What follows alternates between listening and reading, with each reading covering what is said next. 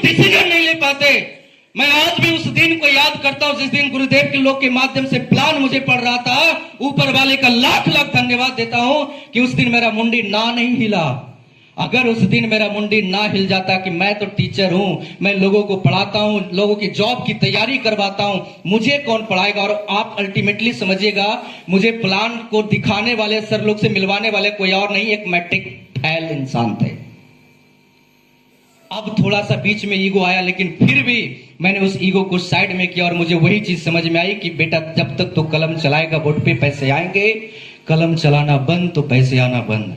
और उस दिन से मैंने अपने टीचिंग लाइन वाले दिमाग को साइड किया और मैंने एक डिसीजन लिया कि मुझे काम करना चाहिए। क्योंकि यहाँ पे आज भी कुछ लोग यहाँ पे बैठे होंगे, कुछ लोग बैठे होंगे जिनको पकड़ने के बाद भी डाउट लगता है कि पता नहीं कर पाऊंगा कि नहीं, हो पाएगा कि नहीं, सफल हो पाऊंगा कि नहीं।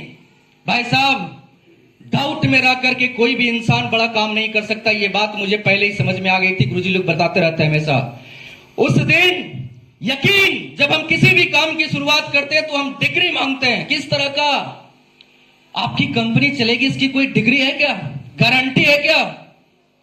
आप कब तक काम करेंगे इसकी कोई गारंटी है क्या? मैं आप सभी से जानना चाहता हूं, आप जब आपने कभी बस में सफर की होगी, उस ड्राइवर से कभी आपने डिग्री मांगा कि आपके पास टीएल है कि नहीं, ड्राइविंग लाइसेंस है कि नहीं, आपके पास 6 मंथ का एक्सपीरियंस है कि नहीं, आप कार चलाते हैं कि नहीं, आप बस चलाते हैं कि नहीं? आपने कभी मांगा? हम उस फ्लाइट में जाकर के बैठते हैं बड़ी आराम से कि मुझे 2 घंटे स्टेशन पे वहां पे लैंड करेगी, अभी यहां पे टेक ऑफ करेगी तो वहां पे लैंड करेगी। किसकी वजह से? किसकी वजह से? एक विश्वास होता है। जब हम बस में बैठते हैं तो एक विश्वास होता है कि वो ड्राइवर मुझे अपने डेस्टिनेशन पे ले जाके पहुंचाएगा। एक फ्लाइट पे बैठते हैं तो विश्वास से हमें वहां पहुंचाता है। और जिस दिन अगर इस दुनिया से विश्वास उठ जाए, उस दिन कोई मां अपने बच्चों को जन्म नहीं देगा, क्योंकि इसकी कोई गारंटी नहीं कि वो बच्चा जब जन्म लेगा तो बच्चा उस मां की लाठी का सहारा बनेगा। इसकी कोई गारंटी नहीं होती।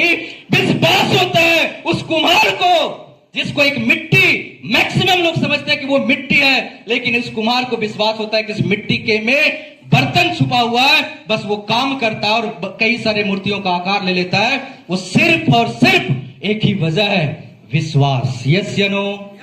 यस या नो? मैं आज आप सभी से जानना चाहता हूं, आज आप इस हॉल में आकर बैठे हुए हैं किसकी वजह से?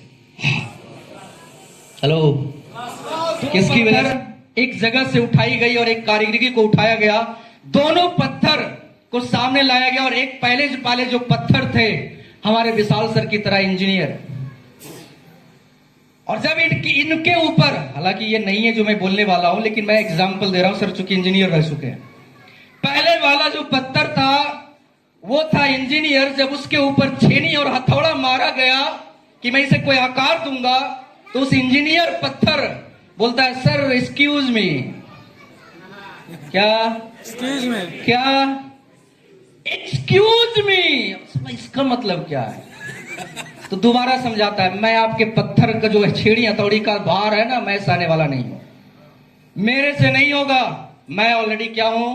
इंजीनियर। I am engineer. क्या? मैं सहने वालों में से नहीं हूं। वो साइड कर दिया गया, उस पत्थर को चिकना चकना था। अब एक दूसरा पत्थर था, उसमें भी छेनी हथौड़ी मारा गया, उस कारीगर ने मारा। वो पत्थर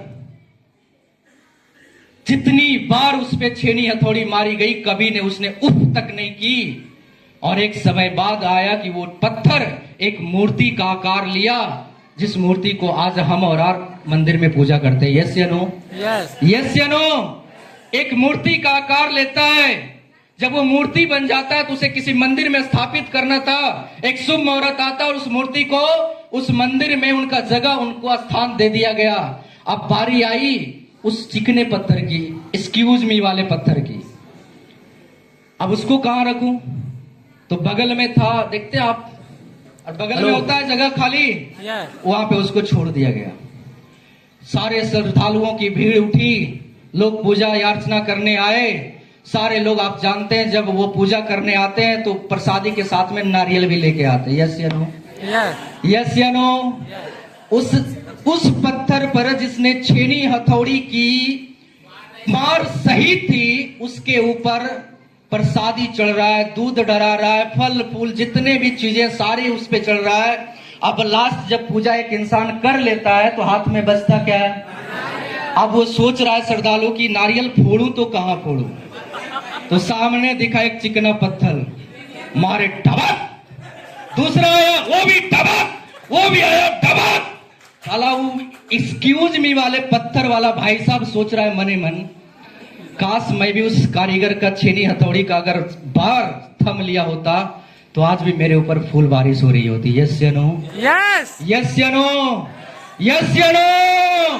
भाई साहब हमारे अपलाइन, हमारे मेंटर उसी छेनी हथौड़ी की तरह बात करते हैं, और जिस इंसान ने उस छेनी हथौड़ी की बात को सह लिया, उस पीठ मार को सह लिया, वो इंसान के ऊपर आज एक दिन लाखों लोग तालियां बजाते हैं, लाखों लोग फूल बरसाते हैं, और उनकी जय जयकार पूरे इंडिया में नहीं बल्कि पूरे विश्व के भीतर होता है। ये बात आज मैं बोल के जा रहा हूं। Thank you so much, thank you, बहुत बहुत धन्यवाद आप सभी का। बस मैं आप सभी से लास्ट में एक रिक्वेस्ट करना चाहूंगा, जितने भी लोग बैठे, कुछ लोग